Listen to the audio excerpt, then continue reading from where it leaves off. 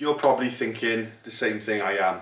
Get on with it, fix the Evo, get it running, do some track days, make some content. Well, I have to agree with you. I want to see the same thing happening too. And yeah, basically, I'm going to be making a start on the car again. Now, for a long time, I've been making practically no progress, if I'm honest. Sort of just shut the garage, had a year off the car. But yeah, the time's come now, and I want to actually get back into making YouTube videos. I do miss making videos. I miss playing with cars and basically just messing around and having fun. So Stevo the Evo is back, and so am I. We're going to be back on YouTube. But it's not as simple as just let's go and build the engine. There is a lot of preparation involved. Similar to building a house. You don't just put bricks on the floor, do you, and build a wall. You've got to dig out, you've got to find the good foundations, you've got to fill the concrete, make sure everything's level. When it's all secure, then you build. And an engine build is quite similar. Whether you succeed or whether you fail at an engine rebuild, it's all in the preparation. It's all in checking the main clearances, the broad clearances, the ring gaps, the machine work. It's all in the preparation. Building the engine, torquing up a few nuts, chucking a piston into a cylinder, that's relatively easy. So yeah, really, we got to get started on that preparation. Now, the prep work basically involves gapping the rings, getting the main clearances perfect. What are the main clearances? What should they be? What should we target for my intended use? What should the ring gaps be for my intended use? Are we using forged pistons? Does that affect what the ring gap needs to be? Does the dart and sleeves affect what the ring gap needs to be? You can see it escalates pretty quick. So before I go ahead and thoroughly clean the engine parts and assemble everything, it's important that I check the main bearing clearances. Let's make a start. Let's get to the block and plastiguage those main and rod bearings. Half of the bearings are flat, half of them have a groove in. Now that depends on where in the block they need to go. So they have to go a certain way round. Type will go on the cap side, one type will go on the block side. So stamped on the bearing is the size. So this is really where, you know, King Racing should have done their job and got all the bearings perfect, exactly as we ordered. And so should the machine shop have got the clearances right on the crank. But really the plastiguage is just us double checking, I suppose.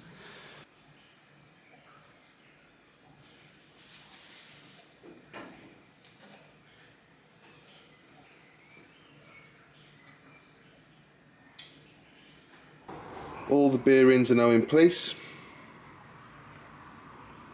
So it's time to put the thrust washers in. Now they're going to sit here in a groove on the number 3 journal, which is the middle one.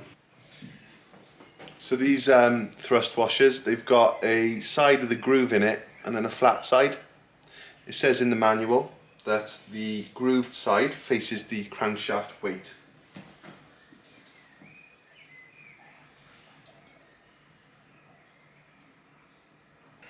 Before I put the crank in though, any single bit of grit can cause damage to the surface or it can affect the reading. So it's good to use brake cleaner. So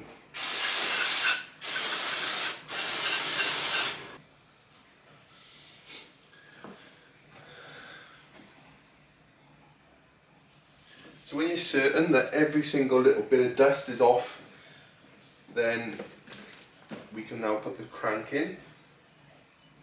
But it's important not to rotate it.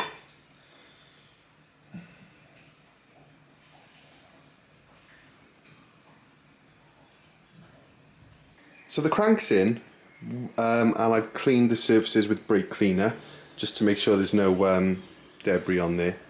And now looking at the plastiguage, when I ordered it, I wasn't quite sure what the clearances were off the top of my head. Now it would have been easy to find out, Just had to go on the Mitsubishi manual and have a look. But I ordered a full set because it'll always come in handy. So as you can see here, we got the grey plastic gauge. That's for the smallest, tightest clearances, and it measures 0.018 mil to 0.045. Then you got 0.025 to 0.175, and then 0.175 to 0.5. So as you can see, there's a little bit of overlap.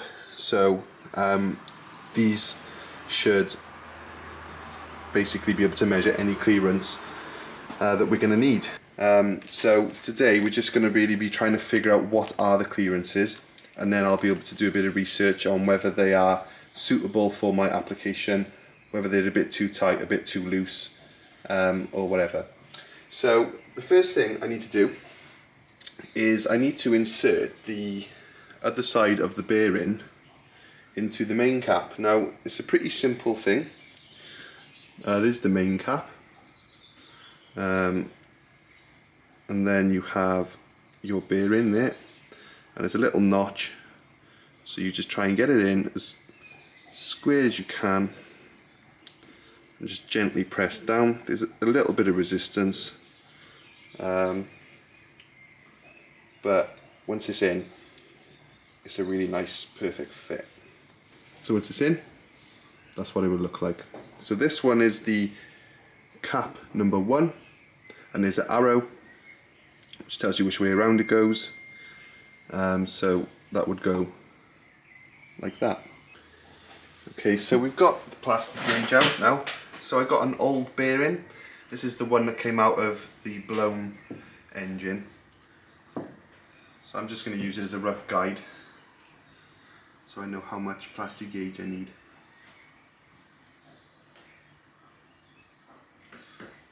You don't really need to snip it with pliers, it's quite soft, but I just thought I would get a better cut. So there we go, and then we put it on there. Then we've got cap 1, arrow facing the timing chain side.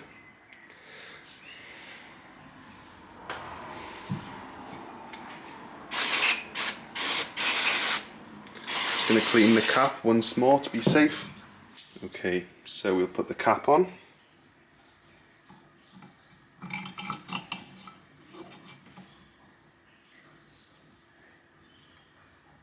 Now at this point we're going to get some engine oil. We're going to just dab it on the threads of all the bolts.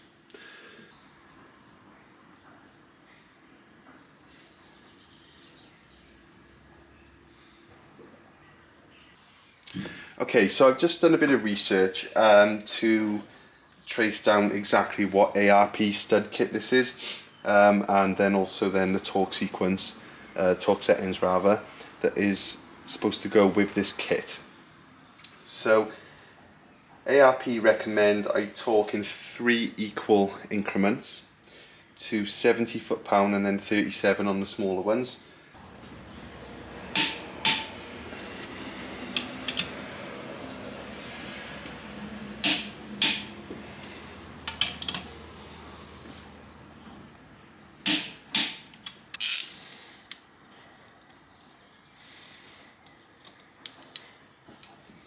Okay, so here we have main number 1. Now the clearance in millimeters is going to match up with a mark on here. So to my eye that looks like it's almost exactly 0.030 mil. So I'll write that down. We've got to record it. Main number 2.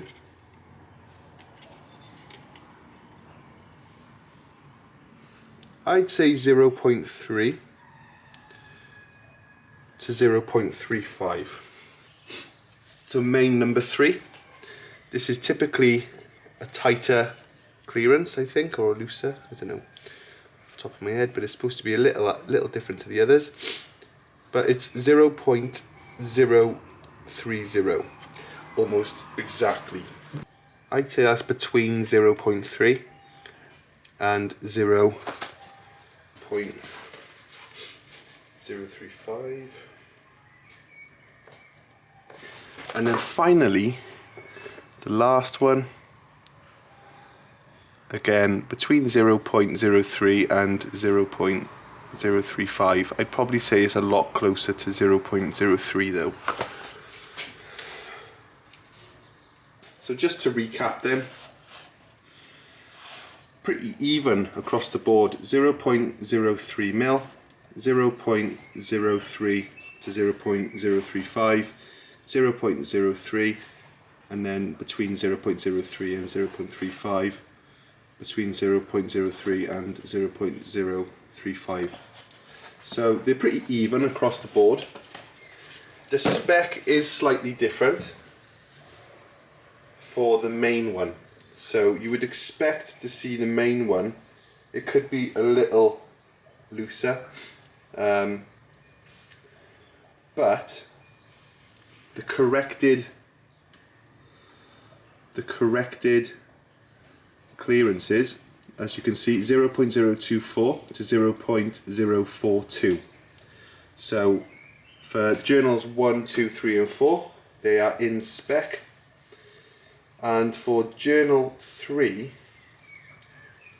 ideally we want a clearance of 0.036 to 0.54,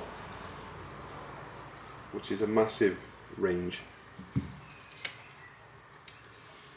So it's really important actually that we get an accurate reading on the middle one, because its reading is a little tight for my liking. I've just got off the phone to a local machine shop. They're called South Wales Pistons. I've asked them, can I take off 0.006 mil off a journal? And they said you can't really grind it to that accuracy, but they can polish it and then they can check it until it's... So there is a way of getting it within the spec.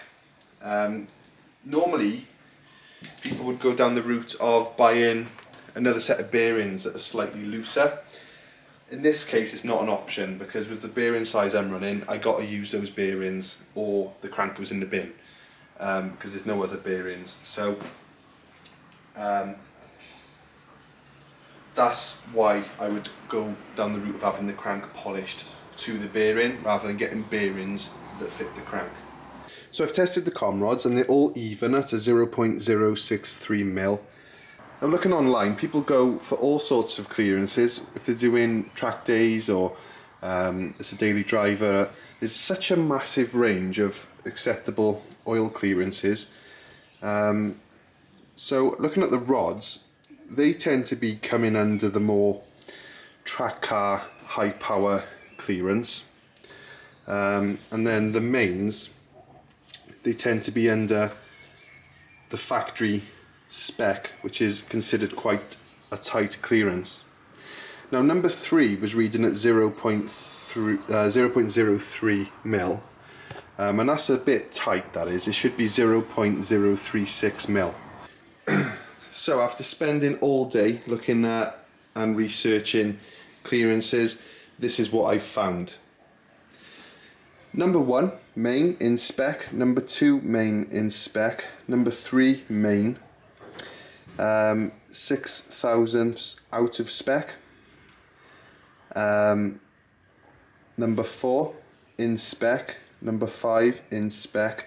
Rod 1, 2, 3, 4, all in spec, according to my plastic gauge. Now, the reason number 3 isn't in spec, even though it's the same as 1 to 5, number 3 has to be looser, and 1, 2, 3, 1, 2, 4 and 5, they're on the tight side of the tolerance.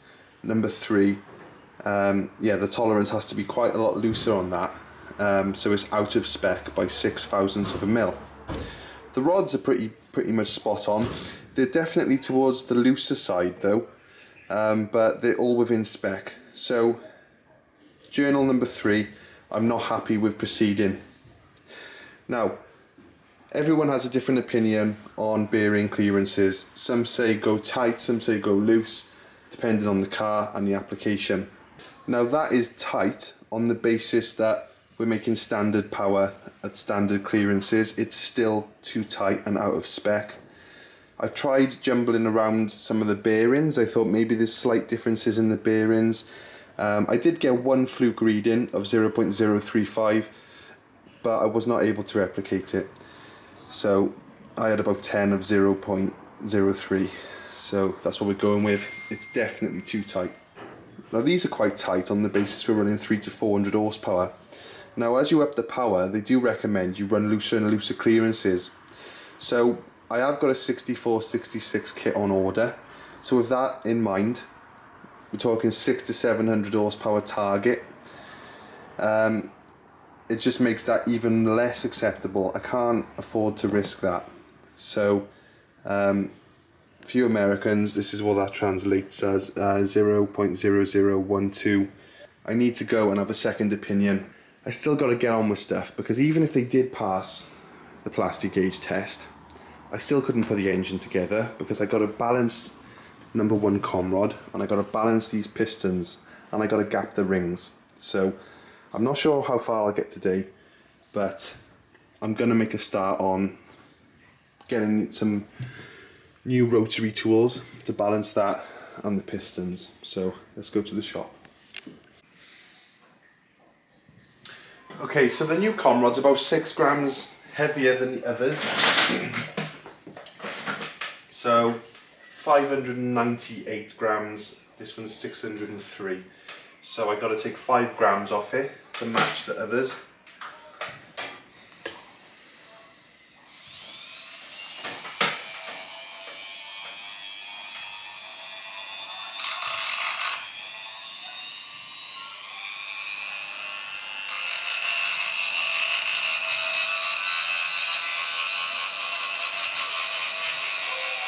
Okay, so all the comrods are balanced now, so that's 1, 2, 3 and 4. 2, 3 and 4, they were already balanced from the last time, from when I did the rod job on the old block. When the crank failed, it killed one of the comrods. So this is why I've had to balance this one. It was quite far out, about 6 grams, but it took a little bit of patience. Managed to match it to the others. So they're about 0.1 grams spread between the whole set, so not a bad result. You can chase it even further, but I think it's the rule of diminishing returns. On the factory engine, when I took the rods out, there was 6 gram difference spread. So they're down to like 0.1, and to go any further, like the scales isn't that accurate, so every time you put them on, it gives a slightly different number.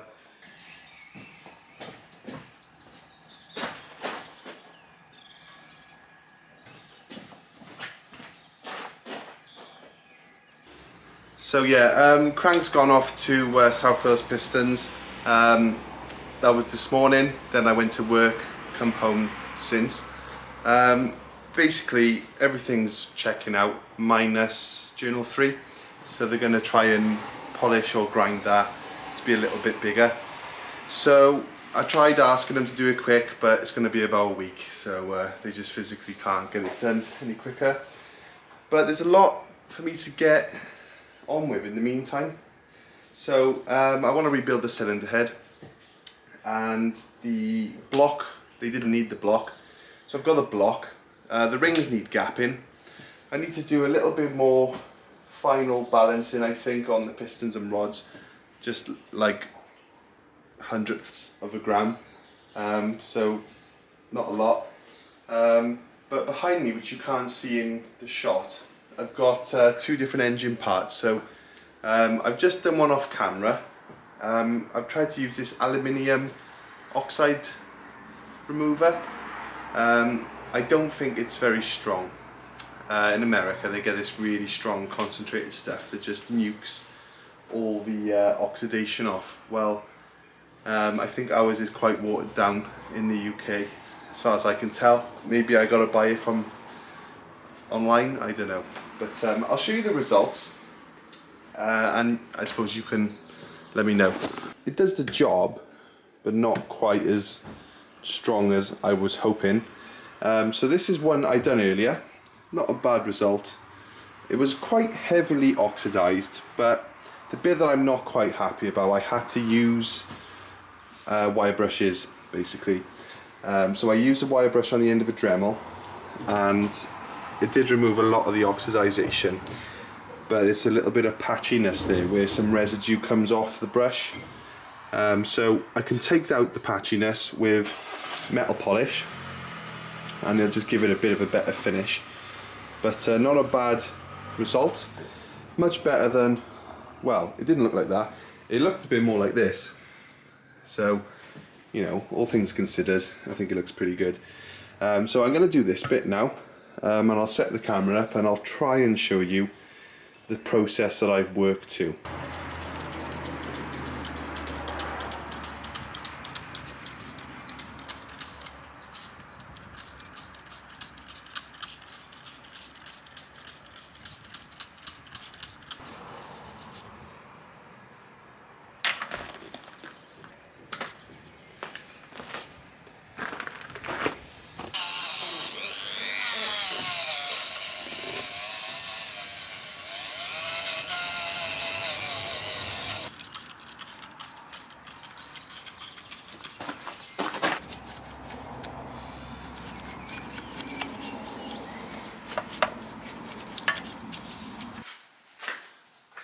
So this is what the block cradle looks like now that I've cleaned it. It's not quite finished yet. I've got some pipe cleaners on order, special ones for an engine which go in all the little holes. So and I also got some more attachments as well, so I can get in some of the little gaps to give them a good clean. So what's next then? Well, we've got to get the crank back. I've got to verify that the clearances are a bit looser. Then once I've finished some little odds and ends, we can assemble the engine.